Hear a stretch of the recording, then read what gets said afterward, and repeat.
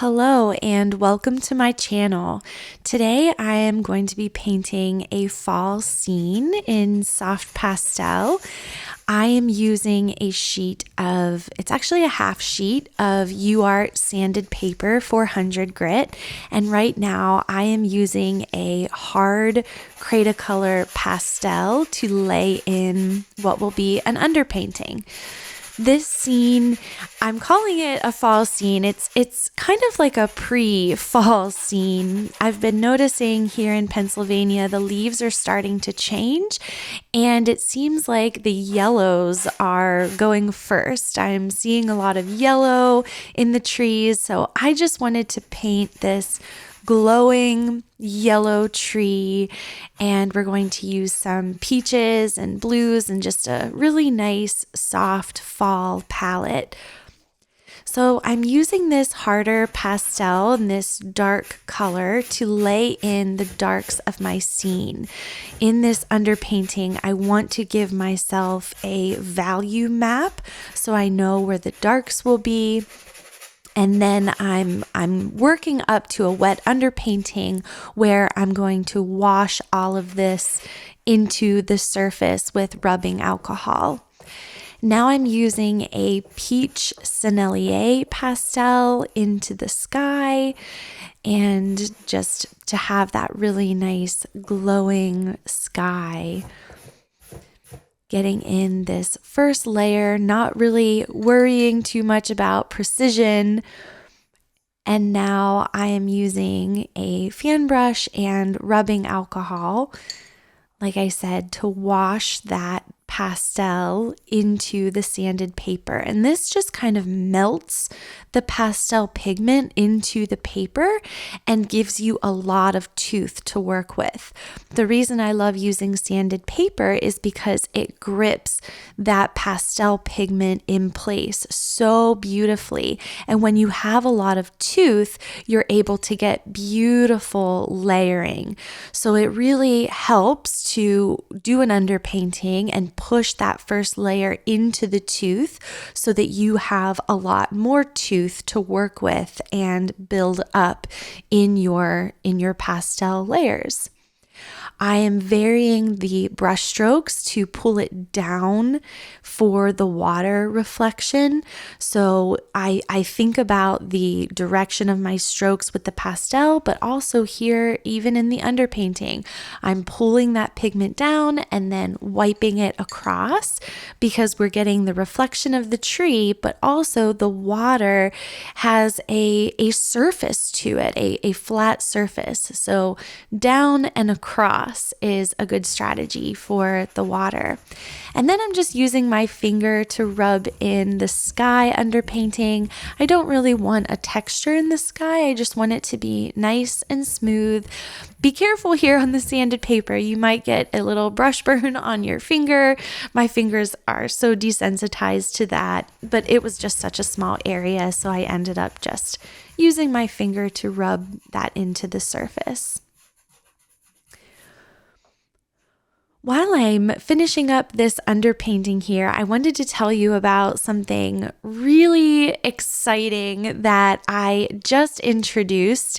It is the Magic Makers membership.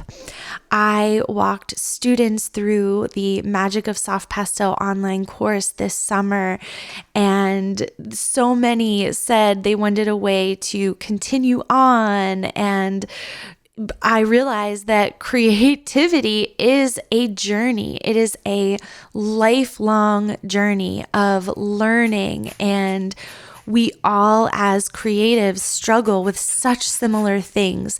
We have perfectionism tendencies, maybe a fear of the blank page, a fear of approaching the easel. We don't make time often for the art that we want to create.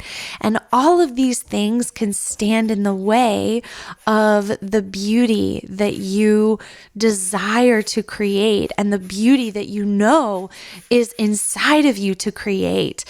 And I think as artists and creatives, we also have such a desire to express our own unique style and our own unique voice. And that is something else that is a journey of discovery.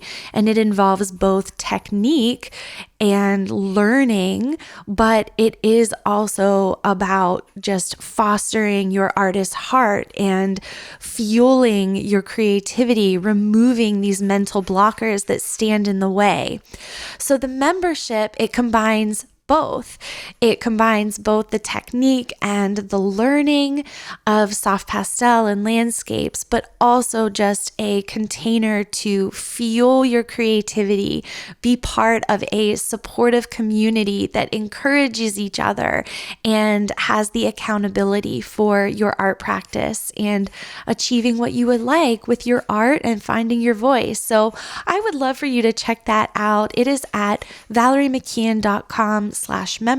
I'll also put a link in the description of this video, but I would love to have you join.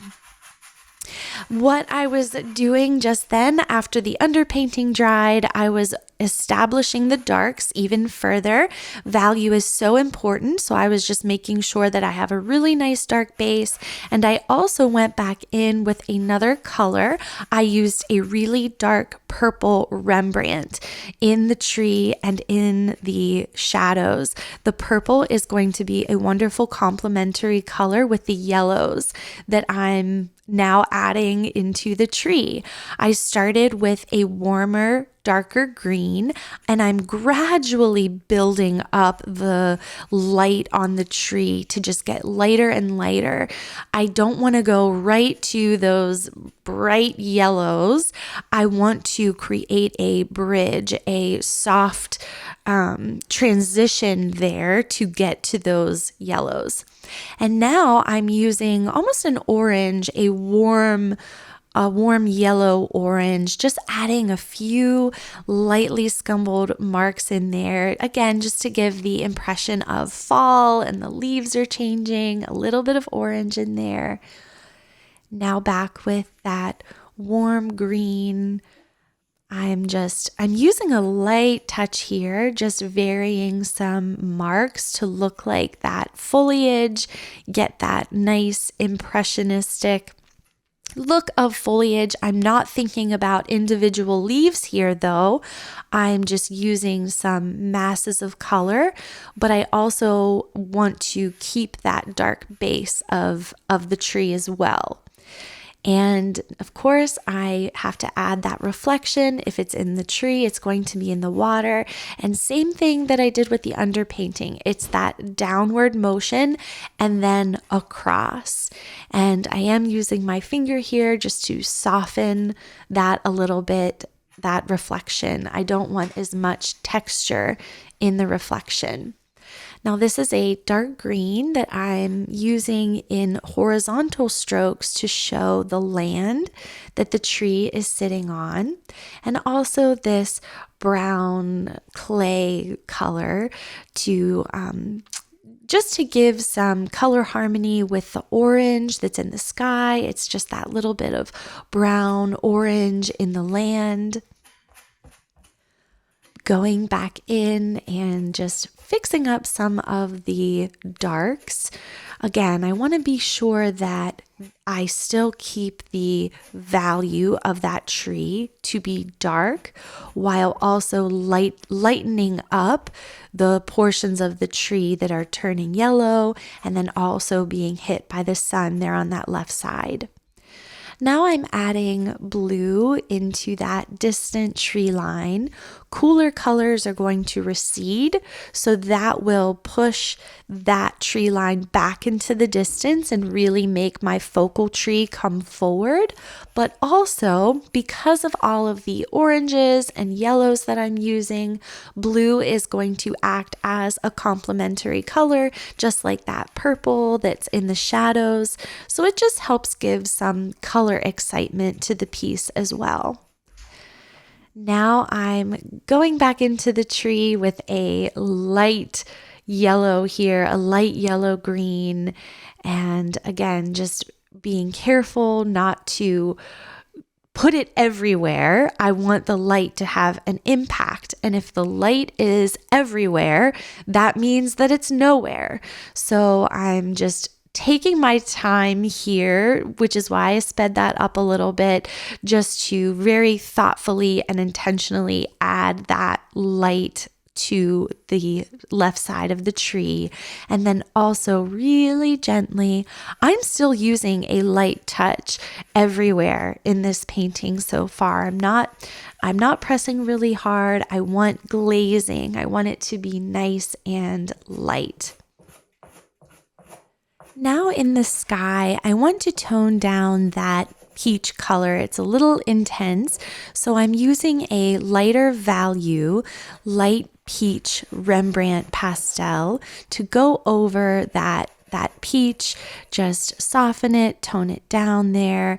And I'm using just even some scratchy marks. I'm getting some texture there in the sky. I don't want it to be perfectly smooth because I do like that orange showing through in the underpainting, but just softened a little bit.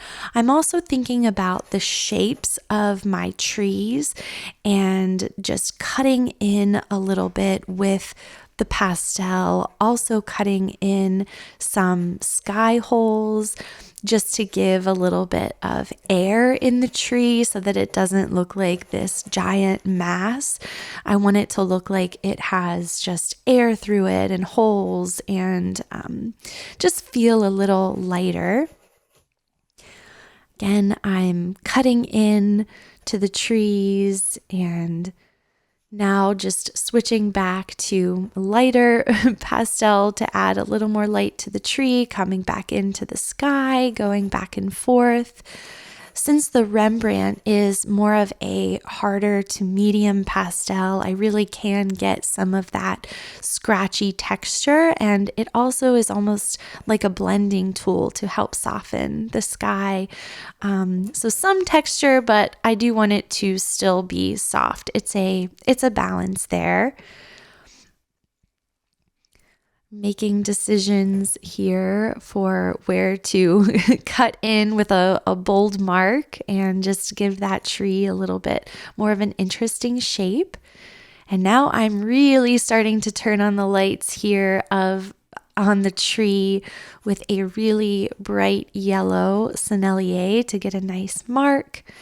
I'm also adding a lighter blue into that distant tree line. I'm softening that line from the tree to the sky with that lighter blue. It just softens that a little bit, sets it back even further. And then just lightly glazing that light blue color into the water, softening that down with my fingers. Adding that peach Rembrandt into the water as well, because the sky is going to be reflected into the water.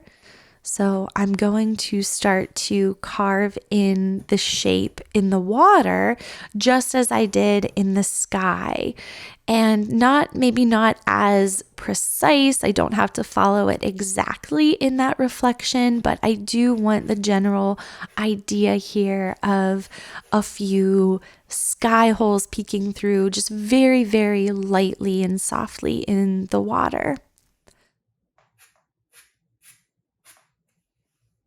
Just glazing onto that water a little bit, softening it with my finger, making sure it has just a nice, believable quality of a reflection, but also softer than the tree. So I'm bringing in that bright yellow a little bit in the water. And now I'm adding, this is that peach Rembrandt again from the sky, and I'm using the edge just to enhance that bank.